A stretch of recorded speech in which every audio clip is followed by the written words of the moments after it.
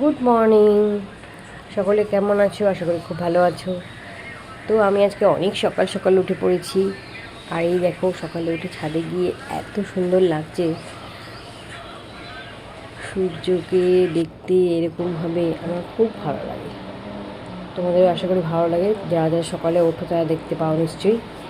তো ঘুম থেকে উঠে আমি এখন খুব তাড়াতাড়ি রেডি হয়ে নিয়েছি। রেডি হয়ে এখন কোথায় যাচ্ছি বলো তো? যাচ্ছি হলো বাজারে।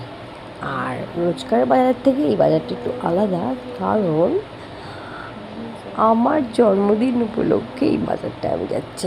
একটু মাছ মাংস আমার যা যা পছন্দ আমি নিয়ে আসবো। তো সেই জন্যে আমি রেডি হচ্ছি। গরম, সেই জন্য কোপাটা উঁচু করে করলাম। ভালো লাগে না? ভালো না লাগলেও আমি এভাবেই রেডি হয়ে নিলাম।